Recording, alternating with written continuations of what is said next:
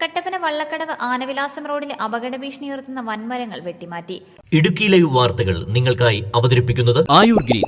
മണ്ണിനെ അറിഞ്ഞു വളം ചെയ്യൂ, മണ്ണു നമുക്ക് മനം നിറയെ വിളവ് തരും. മഴക്കാലത്ത് മരങ്ങൾ കടപുഴകിയും ഒടിഞ്ഞു വീഴുന്നത് പതിവാണ്. റോഡിന്റെ ഇരുവശങ്ങളിലായി മരങ്ങൾ ഇത്തരത്തിൽ നിലകൊള്ളുന്നത് വലിയ അപകട ഭീഷണിക്ക് കാരണമാകുന്നു എന്ന മാധ്യമ വാർത്തയെ തുടർന്നാണ് നടപടിയുണ്ടായത്. അടിമാലി കുമളി ദേശീയപാതയുടെ ഭാഗമായ വള്ളക്കടവ് ആനവിലാസം റോഡിലെ അപകട ഭീഷണി ഉയർത്തുന്ന മരങ്ങൾ വെട്ടിനീക്കാൻ നടപടി ആരംഭിച്ചു. ജനവാസ മേഖലയ്ക്ക് സമീപത്ത് നിൽക്കുന്ന 7ഓളം മരങ്ങളാണ് ജില്ലാ ഭരണകൂടത്തിന്റെ നിർദ്ദേശപ്രകാരം നഗരസഭയും വനംവകുപ്പും വെട്ടിനീക്കിയത്. മഴക്കാലമാകുന്നതോടെ മരങ്ങൾ കടപുഴകി വീണും ഒടിഞ്ഞു വീണും നിരവധി അപകടങ്ങളാണ് ഇവിടെ ഉണ്ടായിക്കൊണ്ടിരിക്കുന്നത്. ഇതോടെ വിഷയം നിരന്തരം മാധ്യമ വാർത്തയുമായിരുന്നു. തുടർന്നാണ് മരങ്ങൾ വെട്ടിനീക്കാൻ നടപടിയായത്. ആനവിലാസം കുമളി കട്ടപ്പന റോഡിൽ കടമാക്കുഴി ചപ്പാത്ത് ഭാഗത്ത് ഏതാണ്ട് 2 വർഷക്കാലത്തോളമായിട്ട് നമ്മൾ കളക്ടർ, DFO അങ്ങനെയുള്ള അധികാരികളുമായി ബന്ധപ്പെട്ട് ഇവിടെ ഒരു 7ഓളം വീടുകൾക്ക് ഭീഷണിയായി നിന്ന മരം വെട്ടാൻ ഉത്തരവായെങ്കിലും സ്ഥലവുടമയുടെ ഭാഗത്തു നിന്നുള്ള നിസ്സഹകരണം ഇത്രയും നാളുകൾ നീണ്ടു.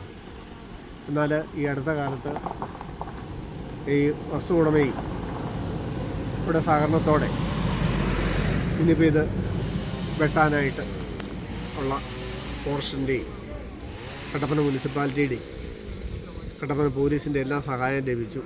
ഇന്നിപ്പോൾ ഇത് ഇന്ന് വെട്ടാൻ ആരംഭിച്ചു. ഇതിപ്പോൾ നാളെ കൊണ്ട് പൂർത്തിയാവും. KC ബോർഡിൻ്റെ സഹകരണം ഉണ്ടായിരുന്നു. അവർ വന്ന് ലൈനെല്ലാം അഴിച്ചു കാത്തു തന്നു. ഇന്നിപ്പം ഇത് വെട്ടുകയാണ്. നാളെ കൊണ്ട് ഇത് പൂർത്തീകരിക്കാം എന്നാണ് പ്രതീക്ഷിക്കുന്നത്. പാതയിൽ വള്ളക്കടവ് മുതൽ ആനവിലാസം വരെ സ്വകാര്യ തോട്ടങ്ങളിൽ നിരവധി ഭീമൻ മരങ്ങളാണ് നിലകൊള്ളുന്നത്. വെട്ടുന്ന മരങ്ങൾ വനംവകുപ്പ് ലേലം ചെയ്യും. Idukki live news Kattappana. Idukki live വാർത്തകൾ നിങ്ങൾക്കായി അവതരിപ്പിച്ചത്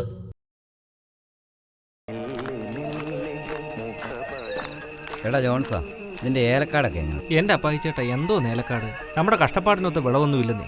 വളങ്ങളൊക്കെ മാറി മാറി ചെയ്തു. എവിടെ വിളവ് വേണേ നല്ല വളം വേണം ജോൺസാ, പക്ഷേ അത് മണ്ണിനെ കൊല്ലാതെ വേണം.